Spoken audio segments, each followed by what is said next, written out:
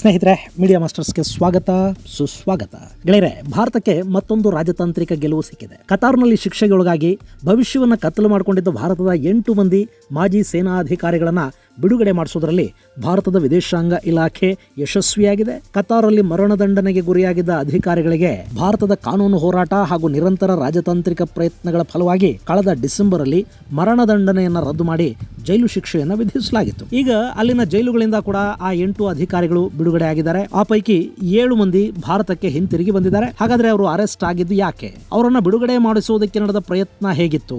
ಭಾರತದ ವಿರುದ್ಧ ಆಗಾಗ ಬೆಂಕಿ ಕಾರೋ ಕತಾರ್ ಅನ್ನೋ ಕಟ್ಟರ್ ಇಸ್ಲಾಮಿಕ್ ದೇಶ ಬಂಧಿತ ಸೇನಾಧಿಕಾರಿಗಳ ಬಿಡುಗಡೆಗೆ ಒಪ್ಪಿದ್ದು ಹೇಗೆ? ವಾಪಸ್ಸು ಬಂದ 7 ಮಂದಿ ಯಾರು? ಬಾರದೆ ಅಲ್ಲೇ ಉಳ್ಕೊಂಡಿರೋ ಮತ್ತೊಬ್ಬರು ಯಾರು? ಅವರ ಬಿಡುಗಡೆ ಆಗಿದೆಯಾ ಇಲ್ವಾ?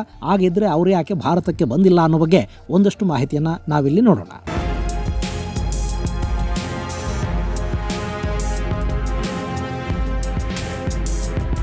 ಗೆಳೆಯರೆ, ಭಾರತೀಯ ನೌಕಾಪಡೆಯ ಮಾಜಿ ಅಧಿಕಾರಿಗಳನ್ನು 2022 ಅಕ್ಟೋಬರಲ್ಲಿ ಕತಾರ್ ಬಂಧಿಸಿತ್ತು. ಸಬ್ಮರಿನ್ ಪ್ರೋಗ್ರಾಂ ಬಗ್ಗೆ ಬೇಹುಗಾರಿಕೆಯನ್ನು ಮಾಡ್ತಾ ಇದ್ದಾರೆ ಅನ್ನೋ ಆರೋಪದಲ್ಲಿ ಇವರನ್ನ ಅರೆಸ್ಟ್ ಮಾಡಲಾಗಿದೆ ಅಂತ ಹೇಳಲಾಯಿತು. ಆದರೆ ಅವರ ಮೇಲಿನ ಆರೋಪಗಳೇನು, ಅವರಲ್ಲಿ ಏನು ಮಾಡಿದ್ರು, ಯಾವ ಸಬ್ಮರಿನ್ನ ಏನು ಕದ್ರು ಅನ್ನೋ ಬಗ್ಗೆ ಕತಾರ್ ಯಾವುದನ್ನು ಖಚಿತವಾಗಿ ಹೇಳೋದಕ್ಕೆ ಹೋಗಲಿಲ್ಲ. ಅಲ್ಲದೆ ಅವರ ಮೇಲಿದ್ದ ಆರೋಪಗಳಿಗೆ ಸಂಬಂಧಪಟ್ಟ ಯಾವ ಸಾಕ್ಷ್ಯಾಧಾರಗಳನ್ನು ಕತಾರ್ ಬಿಡುಗಡೆ ಮಾಡಲಿಲ್ಲ, ಬಹಿರಂಗಗೊಳಿಸಲಿಲ್ಲ. ದಿಢೀರಂತ 8 ಜನರಿಗೆ ಮರಣದಂಡನೆಯನ್ನ ವಿಧಿಸಿರುವುದಾಗಿ ಕತಾರ್ನ ನ್ಯಾಯಾಲಯ ಘೋಷಣೆ ಮಾಡಿತು. ಅಲ್ಲಿ ವಿಚಾರಣೆ ಕೂಡ ಸರಿಯಾಗಿ ನಡೆದಿರಲಿಲ್ಲ. 2 ವಿಚಾರಣೆಗಳಲ್ಲಿ ಅಂತಿಮ ನಿರ್ಧಾರಕ್ಕೆ ಬರಲಾಗಿತ್ತು ಮತ್ತು ಆರೋಪಿಗಳಿಗೆ ಕತಾರ್ ನೇರವಾಗಿ ಮರಣದಂಡನೆಯನ್ನೇ ವಿಧಿಸಿತ್ತು. ಭಾರತೀಯ ನೌಕಾಪಡೆಯಲ್ಲಿ ಕೆಲಸ ಮಾಡಿದ್ದವರು ಕಣ್ರಿ, ಅದರಲ್ಲೊಬ್ರು ರಾಷ್ಟ್ರಪತಿ ಪದಕ ವಿಜೇತರು ಇದ್ರು. ನಮ್ಮ ನೌಕಾಪಡೆಯ ಹಿರಿಯ ಅಧಿಕಾರಿಗಳು ಯಾವುದೋ ದೇಶದಲ್ಲಿ ಬೇಹುಗಾರಿಕೆ ಮಾಡಿ ಸಿಕ್ಕಿಬಿದ್ದು ಮರಣದಂಡನೆಗೆ ಗುರಿಯಾಗುವುದು ಅಂದ್ರೆ ಏನು?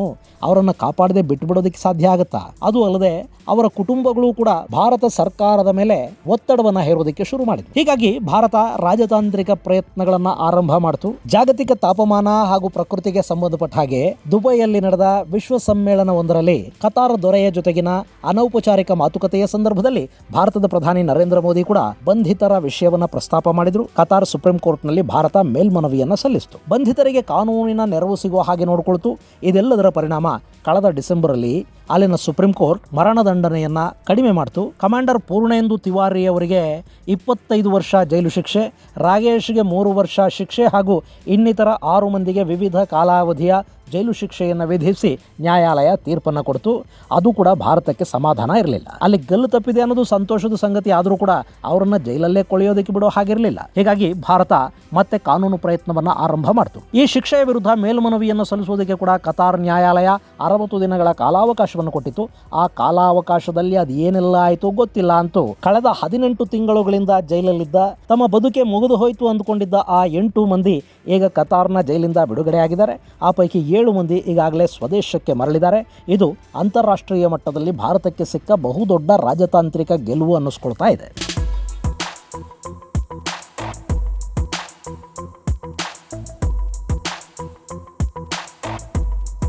ಗೆಳೆಯರೆ, captain Navtej Singh Gill, captain Saurabh Vashisht, commander Purnendu Tiwari, captain Birendra Kumar Verma, commander Sugunakar Pakala, commander Sanjeev Gupta, commander Amit Nagpal ಮತ್ತು ನಾವಿಕ ರಾಗೇಶ್ ಅಲ್ಲಿ ಅರೆಸ್ಟ್ ಆಗಿದ್ದ ಅಧಿಕಾರಿಗಳು. ಭಾರತದ ನೌಕಾಪಡೆಯಿಂದ ನಿವೃತ್ತರಾದ ನಂತರ ಇವರು ಕತಾರ್ನಲ್ಲಿನ ದಾಹ್ರಾ ಗ್ಲೋಬಲ್ ಅನ್ನೋ ಖಾಸಗಿ ಸಂಸ್ಥೆಯಲ್ಲಿ ಕೆಲಸ ಮಾಡ್ತಾ ಇದ್ರು. ಕತಾರ್ನ ನೌಕಾಪಡೆಗೆ ತರಬೇತಿಯನ್ನು ಕೊಡೋದು, ಅಲ್ಲಿನ ಯುದ್ಧ ನೌಕೆಗಳ ಸರ್ವಿಸ್ ಸೇರಿದ ಹಾಗೆ ವಿವಿಧ ಕೆಲಸಗಳನ್ನ ಈ ದಾಹ್ರಾ ಗ್ರೂಪ್ ನೋಡ್ಕೊಳ್ತಾ ಇತ್ತು. ಇದೇ ಸಂದರ್ಭದಲ್ಲಿ ಕತಾರ್ ಇಟಲಿಯಿಂದ U212 ಸಬ್ಮರಿನ್ಗಳನ್ನ ಖರೀದಿ ಮಾಡುತ್ತೆ. ಈ ಸಬ್ಮರಿನ್ಗಳು ಕತಾರ್ಗೆ ಬರುವ ಮೊದಲೇ ಅವುಗಳಿಗೆ ಸಂಬಂಧಪಟ್ಟ ಮಾಹಿತಿ ಇಸ್ರೇಲ್ ಅನ್ನ ತಲುಪಿಬಿಟ್ಟಿದೆ ಅನ್ನೋ ಆರೋಪ ಅಲ್ಲಿ ಕೇಳಿಬಂತು ಮತ್ತು ಕತಾರ್ ಈ ಸಬ್ಮರಿನ್ಗಳ ಮಾಹಿತಿಯನ್ನ ಇಸ್ರೇಲ್ಗೆ ಸೋರಿಕೆ ಮಾಡಿರೋದು ಭಾರತದ ಅಧಿಕಾರಿಗಳು ಅನ್ನೋ ಆರೋಪವನ್ನು ಹೊರಿಸಿ 2022 ಅಕ್ಟೋಬರ್ ಅಲ್ಲಿ ಈ 8 ಮಂದಿಯನ್ನು ಬಂಧಿಸಿತು. ಇಲ್ಲಿ ಭಾರತದ ಅಧಿಕಾರಿಗಳ ಬಂಧನದ ಹಿಂದೆ ಕೂಡ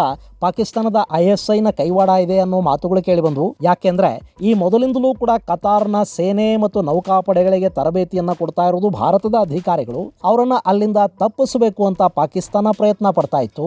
ಆ ಜಾಗಕ್ಕೆ ತಾನು ಬಂದು ಕೂತ್ಕೋಬೇಕು ಮತ್ತು ಕತಾರ್ನಲ್ಲಿ ತನ್ನ ಪ್ರಭಾವವನ್ನು ಸ್ಥಾಪಿಸಬೇಕು ಅನ್ನೋದು ಪಾಕಿಸ್ತಾನದ ಬಹುದಿನಗಳ ಪ್ರಯತ್ನ ಆಗಿತ್ತು.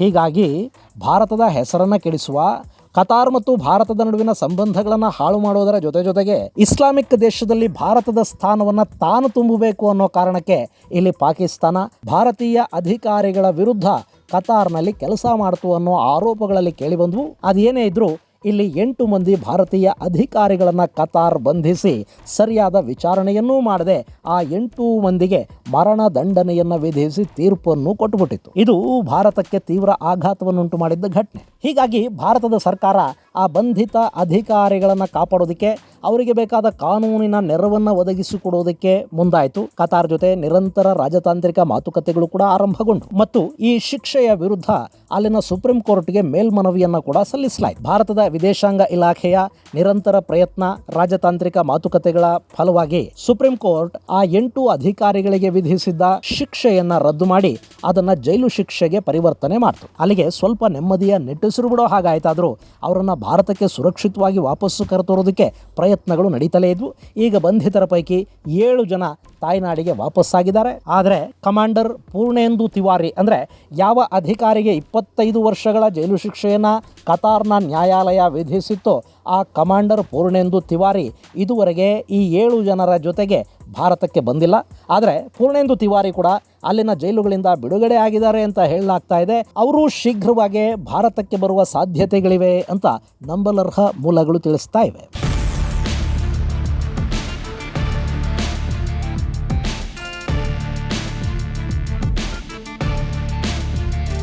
ಗೆಳೆಯರೆ, ಇಲ್ಲಿ ನಾವು ಭಾರತ ಮತ್ತು ಕತಾರ್ ನಡುವಿನ ಸಂಬಂಧಗಳನ್ನು ಕೂಡ ಒಂದು ಸ್ವಲ್ಪ ಗಮನಿಸಬೇಕಾಗತ್ತೆ. ಭಾರತ ಕತಾರ್ನಿಂದ ಅನಿಲವನ್ನು ಇಂಪೋರ್ಟ್ ಮಾಡಿಕೊಳ್ಳುತ್ತೆ. 1999ರಲ್ಲಿ ಭಾರತ ಮತ್ತು ಕತಾರ್ ನಡುವೆ ಅನಿಲ ಮಾರಾಟದ ಒಪ್ಪಂದ ಆಯಿತು. ಮುಂದಿನ 20 ವರ್ಷಗಳ ಕಾಲ ಅಂದರೆ 2028ರವರೆಗೆ ಕಡಿಮೆ ದರದಲ್ಲಿ ಅನಿಲವನ್ನು ಭಾರತಕ್ಕೆ ರಫ್ತು ಮಾಡೋದಕ್ಕೆ ಕತಾರ್ ಒಪ್ಪಿಗೆಯನ್ನು ಸೂಚಿಸಿತ್ತು. ಈ ಒಪ್ಪಂದ ಇನ್ನೇನು 4 ವರ್ಷಗಳಲ್ಲಿ ಮುಗಿದು ಹೋಗುತ್ತೆ. ಹಾಗೆ ಭಾರತಕ್ಕೆ ಈ ಒಪ್ಪಂದವನ್ನು ಮುಂದುವರಿಸುವ ಯಾವ ಆಸಕ್ತಿಯೂ ಇದ್ದ ಹಾಗಿರಲಿಲ್ಲ. ಯಾಕೆಂದ್ರೆ ನಿಮಗೆ ಗೊತ್ತೇ ಇದೆ, ಭಾರತ ಗ್ರೀನ್ ಎನರ್ಜಿಯತ್ತ ಸಾಗ್ತಾ ಇದೆ. ಹೀಗಾಗಿ ಮುಂದಿನ ದಿನಗಳಲ್ಲಿ ಅನಿಲ ಹಾಗೂ ಪೆಟ್ರೋಲಿಯಂ ಉತ್ಪನ್ನಗಳ ಆಮದನ್ನ ಕಡಿಮೆ ಮಾಡಿಕೊಳ್ಳೋದಕ್ಕೆ ಭಾರತ ಚಿಂತನೆಯನ್ನು ನಡೆಸ್ತಾ ಇದೆ. ರಿನ್ಯೂಯಬಲ್ ಎನರ್ಜಿಗೆ ಭವಿಷ್ಯದಲ್ಲಿ ಬೇಡಿಕೆ ಕೂಡ ಹೆಚ್ಚಿರುತ್ತೆ ಮತ್ತು ಅದನ್ನು ತಯಾರಿಸುವ ನಿಟ್ಟಲ್ಲಿ ಭಾರತ ಈಗ ದೊಡ್ಡ ಹೆಜ್ಜೆಗಳನ್ನ ಇಡ್ತಾ ಇದೆ. ಇಂತಹ ಸಂದರ್ಭದಲ್ಲಿ ಕತಾರ್ ಜೊತೆಗಿನ ಅನಿಲ ಆಮದು ಒಪ್ಪಂದವನ್ನ ಮತ್ತಷ್ಟು ದಶಕಗಳ ಕಾಲ ಮಾಡಿಕೊಳ್ಳೋ ಬಗ್ಗೆ ಭಾರತ ತಕ್ಷಣಕ್ಕೆ ನಿರ್ಧಾರವನ್ನ ಕೈಗೊಳ್ಳೋದಕ್ಕೆ ಸಿದ್ಧ ಇರಲಿಲ್ಲ. ಆದರೆ ಕತಾರ್ ಮಾತ್ರ ಆ ಒಪ್ಪಂದವನ್ನು ಮುಂದುವರಿಸೋದಕ್ಕೆ ಭಾರತದ ಮೇಲೆ ಒತ್ತಡವನ್ನು ತರ್ತಲೇ ಇತ್ತು. ಅದಕ್ಕಾಗಿ ಅವಕಾಶ ಸಿಕ್ಕಾಗಲೆಲ್ಲ ಭಾರತದ ಮೇಲೆ ನಾನಾ ರೀತಿಯ ಒತ್ತಡಗಳನ್ನು ಹೇರುವ ಪ್ರಯತ್ನಕ್ಕೆ ಕೂಡ ಕತಾರ್ ಮುಂದಾಗ್ತಾ ಇತ್ತು. ಅದೇ ಪ್ರಯತ್ನದ ಭಾಗವಾಗಿನೇ ನೂಪುರ್ ಶರ್ಮಾ ವಿಷಯದಲ್ಲಿ ಕತಾರ್ ವಿನಾಕಾರಣ ಮೂಗು ತುರಿಸ್ತು. ಪ್ರವಾದಿ ಮೊಹಮ್ಮದ್ ವಿರುದ್ಧ ಅವಹೇಳನಕಾರಿಯಾಗಿ ನೂಪುರ್ ಮಾತಾಡಿದ್ದಾರೆ. ಹೀಗಾಗಿ ಅದಕ್ಕೆ ಭಾರತವೇ ಕ್ಷಮೆ ಕೇಳಬೇಕು ಅನ್ನೋ ಮಾತುಗಳು ಕತಾರ್ನ ಬಾಯಲ್ಲಿ ಬಂದವು. ಆದ್ರೆ ಭಾರತ ಅದಕ್ಕೆ ಕೂಡ ಅಂಥ ಪ್ರತಿಕ್ರಿಯೆಯನ್ನೇನು ಕೊಡೋದಕ್ಕೆ ಹೋಗಲಿಲ್ಲ. ಈ ಮಧ್ಯೆ ಕತಾರ್ ಭಾರತದ 8 ಮಂದಿ ಮಾಜಿ ನೌಕಾಧಿಕಾರಿಗಳನ್ನ ಅರೆಸ್ಟ್ ಮಾಡ್ತು. ಅವರನ್ನ ಯಾಕೆ ಅರೆಸ್ಟ್ ಮಾಡ್ತು ಅನ್ನೋ ನಿಜವಾದ ಕಾರಣ ಇವತ್ತಿನವರೆಗೆ ಯಾರಿಗೂ ಗೊತ್ತಿಲ್ಲ. ಆದ್ರೆ ಇಲ್ಲಿ ಕೂಡ ನೌಕಾಧಿಕಾರಿಗಳ ಬಿಡುಗಡೆ ಬಗ್ಗೆ ಮಾತುಕತೆಗಳು ಶುರುವಾದ ಸಂದರ್ಭದಲ್ಲಿ ಕತಾರ್ ಮತ್ತೆ ಭಾರತದ ಜೊತೆ ಅನಿಲ ಒಪ್ಪಂದವನ್ನ ವಿಸ್ತರಿಸಿಕೊಳ್ಳುವ ಮಾತುಕತೆಗಳನ್ನೂ ಆಡ್ತಾ ಇದೆ ಅನ್ನೋ ಮಾಹಿತಿ ಬಂತು. ಅಲ್ಲಿ ಅದು ಏನೇನು ಮಾತುಕತೆಗಳಾದವೋ ಗೊತ್ತಿಲ್ಲ. ಅಂತೂ ಮುಂದಿನ 20 ವರ್ಷಗಳ ಕಾಲ ಕತಾರ್ ಜೊತೆಗಿನ ಗ್ಯಾಸ್ ಒಪ್ಪಂದವನ್ನ ಮುಂದುವರಿಸೋದಕ್ಕೆ ಇಲ್ಲಿ ಭಾರತದ ಅತಿದೊಡ್ಡ ಅನಿಲ ಆಮದು ಕಂಪನಿ ಪೆಟ್ರೋನೆಟ್ LNG ಹಾಗೂ ಕತಾರ್ ಎನರ್ಜಿ ಕಂಪನಿಗಳ ನಡುವೆ ಕಳೆದ ಮಂಗಳವಾರವೇ ಒಪ್ಪಂದ ಪತ್ರಕ್ಕೆ ಸಹಿ ಕೂಡ ಬಿದ್ದಿದೆ. ಹಾಗಂತ ಈ ಒಪ್ಪಂದದಿಂದ ಭಾರತಕ್ಕೇನಾದ್ರೂ ನಷ್ಟ ಆಗತ್ತಾ? ಖಂಡಿತ ಆ ಥರದ್ದೇನಿಲ್ಲ. ಭಾರತ ತನ್ನ ಒಟ್ಟು ಅನಿಲ ಬಳಕೆ ಏನಿದೆ ಅದರಲ್ಲಿ 40% ಬೇರೆ ಬೇರೆ ದೇಶಗಳಿಂದ ಆಮದು ಮಾಡಿಕೊಳ್ಳುತ್ತೆ. ಇಷ್ಟು ದಿನ ರಷ್ಯಾದ ಕಂಪನಿಯಿಂದ ಕೂಡ ಭಾರತ ಅನಿಲವನ್ನ ಆಮದು ಮಾಡಿಕೊಳ್ತಾ ಇತ್ತು. ಆದ್ರೆ ರಷ್ಯಾ ಮತ್ತು ಯುಕ್ರೇನ್ ಯುದ್ಧ ಶುರುವಾದ ನಂತರ ಆ ಅನಿಲ ಆಮದು ನಿಂತು ಹೋಗಿದೆ. ಇನ್ನು ಭಾರತದ ಒಟ್ಟು ಅನಿಲ ಆಮದು ಇದೆಯಲ್ಲ, ಆ ಪೈಕಿ 35% ಅನಿಲವನ್ನ ಕತಾರ್ ಎನರ್ಜಿ ಕಂಪನಿಗಳೇ ಪೂರೈಸ್ತಾ ಇತ್ತು. ಹೀಗಾಗಿ ಇನ್ನು ಮುಂದಿನ 20 ವರ್ಷಗಳ ಕಾಲ ಕತಾರ್ನಿಂದಲೇ ಅನಿಲವನ್ನ ಆಮದು ಮಾಡಿಕೊಳ್ಳುತ್ತೆ. ಇದರ ಜೊತೆಗೆ ಗ್ರೀನ್ ಎನರ್ಜಿಯ ಕಡೆಗೆ ಕೂಡ ಭಾರತ ದೊಡ್ಡ ಹೆಜ್ಜೆಗಳನ್ನು ಇಡ್ತಾ ಇದೆ. ಭಾರತದಲ್ಲೇ ಒಂದಷ್ಟು ಅನಿಲ ನಿಕ್ಷೇಪಗಳು ಪತ್ತೆಯಾಗಿವೆ. ಇಲ್ಲಿ ಏನಾಗುತ್ತೆ ಅಂದ್ರೆ ಭಾರತ ತನ್ನ ಅನಿಲಕ್ಕಾಗಿ ಕತಾರ್ ಮೇಲಿನ ಡಿಪೆಂಡೆನ್ಸಿಯಿಂದ ಹೊರಬಂದು ಮತ್ತಿನ್ಯಾವುದೋ ದೇಶದಿಂದ ಇನ್ನಷ್ಟು ಕಡಿಮೆ ಬೆಲೆಗೆ ಅನಿಲವನ್ನ ಮುಂದಿನ ದಿನಗಳಲ್ಲಿ ಆಮದು ಮಾಡಿಕೊಳ್ತಾ ಇತ್ತೋ ಏನೋ. ಆದ್ರೆ ಈಗ ಆ ವ್ಯಾಪಾರ ತನ್ನ ಜೊತೆಗೆ ಭಾರತ ಮಾಡಲಿ ಅನ್ನೋ ಕಾರಣಕ್ಕೆ ಕತಾರ್ ನಾನಾ ರೀತಿಯ ಪ್ರಯತ್ನಗಳನ್ನ ಮಾಡ್ತು. ಅದರ ಫಲವಾಗಿ ಭಾರತ ಕತಾರ್ ಜೊತೆಗಿನ ವ್ಯಾಪಾರವನ್ನ ಮುಂದಿನ 20 ವರ್ಷಗಳ ಕಾಲಕ್ಕೆ ವಿಸ್ತರಿಸುವ ನಿರ್ಧಾರವನ್ನ ಕೈಗೊಂಡಿದೆ. ಹಾಗಂತ ಇಲ್ಲಿ ಬಂಧಿತ ಅಧಿಕಾರಿಗಳ ಬಿಡುಗಡೆಗೂ ಭಾರತದ ಅನಿಲ ಖರೀದಿ ಒಪ್ಪಂದಕ್ಕೂ ಏನಾದರೂ ನೇರವಾದ ಸಂಬಂಧ ಇದೆಯಾ? ಗೊತ್ತಿಲ್ಲ. ರಾಜತಾಂತ್ರಿಕ ಮಾತುಕತೆಗಳ ಸಂದರ್ಭದಲ್ಲಿ ಏನೆಲ್ಲ ಮಾತುಕತೆಗಳಾಗಿರುತ್ತವೆ ಅನ್ನೋದು ಅಷ್ಟು ಸುಲಭವಾಗಿ ಹೊರ ಬರೋದೂ ಇಲ್ಲ. ಆದರೆ ಯಾವುದೇ ದೇಶ ಇರಲಿ ತನಗೆ ಲಾಭ ಇಲ್ಲದೆ ಏನನ್ನೂ ಮಾಡೋದಿಲ್ಲ ಅನ್ನೋದಂತೂ ಇಲ್ಲಿ ಸತ್ಯ. ಇದು ಗೆಳೆಯರೆ ಭಾರತದ 8 ಅಧಿಕಾರಿಗಳು ಕತಾರ್ನ ಜೈಲಿನಿಂದ ಬಿಡುಗಡೆಯಾಗಿರುವುದರ ಕುರಿತಾದ ಒಂದಷ್ಟು ಮಾಹಿತಿ. ಮುಂದಿನ ಸಂಚಿಕೆಯಲ್ಲಿ ಮತ್ತಷ್ಟು ವಿಶೇಷಗಳ ಜೊತೆ ಮತ್ತೆ ಭೇಟಿಯಾಗೋಣ. ಅಲ್ಲಿವರೆಗೆ ಜೈ ಹಿಂದ್, ಜೈ ಕರ್ನಾಟಕ.